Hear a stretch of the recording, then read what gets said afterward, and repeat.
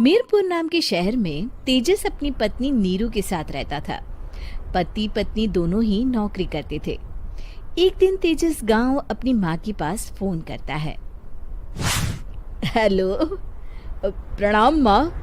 जीते रहो माँ, तुम दादी बनने वाली हो हैं?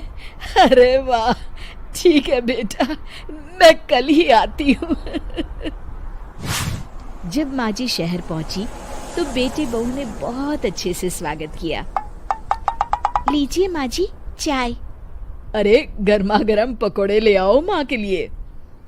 नीरू रसोई में गई और 2 मिनट में ही पकोड़े ले आई। जी ये लीजिए। बहू जादू से बनाए हैं क्या? अभी तो रसोई में गई थी। यम्मी। माँ जी, शीला रसोई में पकोड़े तल रही है, मैं बस लेकर आई। हे भगवान, मेरा धर्म भ्रष्ट कर दिया तूने। अब तो गंगा जल से शुद्धिकरण करना होगा। दूसरे दिन, माँ जी मैंने नाश्ता बना दिया है, ऑफिस जा रही हूँ। पर अभी तो घर का सारा काम पड़ा है। शीला आती ही होगी, झाड़ू पोछा बर्तन कपड़े वो सब कर लेगी। हमारे जमाने में घर का सारा काम हम ही करते थे।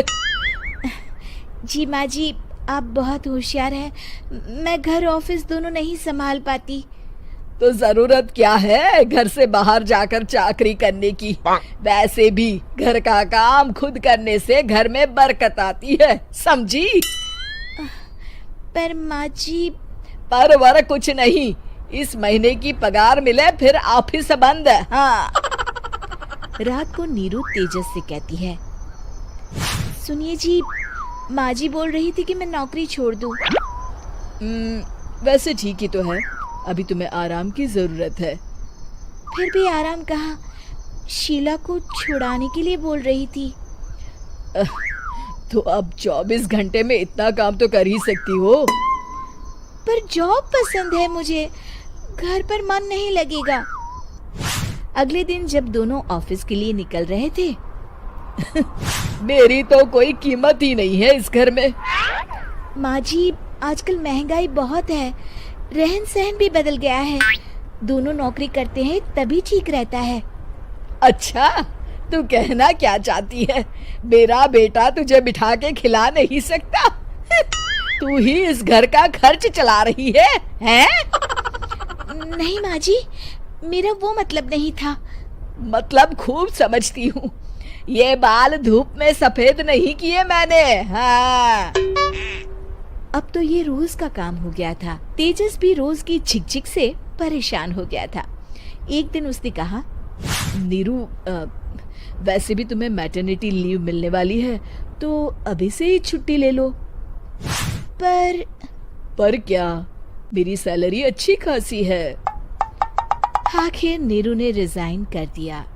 जब बच्चा हुआ तो घर में सब बहुत खुश हुए। कुछ दिनों बाद तेजस फाइल देख रहा था। क्या हुआ तेजस, कुछ परेशान लग रहे हो? हाँ, वो हमारी जितनी सेविंग्स थी वो तो हॉस्पिटल में और छठी के फंक्शन में खत्म हो गई है नीरू। और अभी वैसे मंदी चल रही है तो मैं बोल रही थी कल मुन्ना को हेपेटाइटिस का टीका लगवाना है। नीरू, क्या पोस्टपोन नहीं कर सकते? नहीं जी, बिल्कुल नहीं। अब तेजस को समझ में आ रहा था कि उससे गलती हुई है। पैसों की कमी का असर घर के माहौल पर भी पड़ रहा था। अगले दिन, बेटा मेरा चश्मा और ये दवाइयाँ ले आना, पर्चा देते हुए माँ जी ने कहा। जी। तेजस, मुन्ना के लिए दूध का डिब्बा और डायपर भी ले आना, और ये किराने के सामान की लिस्ट है, इसे भी लाना है। तेजस गुस्से में लिस्ट मरोड़कर फेंकता है और चिल्लाता है, पैसे क्या पेड़ पर उगते हैं? ये ले आना, वो ले आना। अरे पर ये जरूरत का सामान ही है। वो गुस्से में बिना कुछ कहे ऑफिस चला गया। अरे लंच तो ले जाइए। नीरू दौड़कर डिब्बा पकड़ाती है। एक दिन खाना खाने के बाद, नीरू, अब तो मुन्ना कुछ बड़ा हो गया, तो अब तुम वापस ज्वाइन कर लो ना जॉब। पर इस रिसेशन में जॉब मिलना बहुत मुश्किल है। ट्राई तो करो। फिर मुन्ना? माँ जी है ना, और एक फुल टाइम मेड भी लगा लेंगे। पर माँ जी, उन्हें तो पसंद नहीं। तभी माँ जी वहाँ आ जाती है और प्यार से नीरू के सर पर हाथ फेरते हुए बोलती है, अब मेरी समझ में आ गया बहू, पहले के और अब के समय में अंतर है। तुम काम शुरू करो, मुन्ना की जिम्मेदारी मेरी। मेरी प्यारी माँ जी। ये कहकर नीरू उनके गले लग गई। शिक्षा, परिवर्तन संसार का नियम है, हमें भी समय के साथ चलना चाहिए।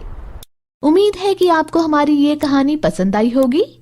कृपया हमारे चैनल को सब्सक्राइब करें और सभी अपडेट्स के लिए बेल आइकन जरूर क्लिक करें। और हाँ, वीडियो लाइक और शेयर करना मत भूलिएगा।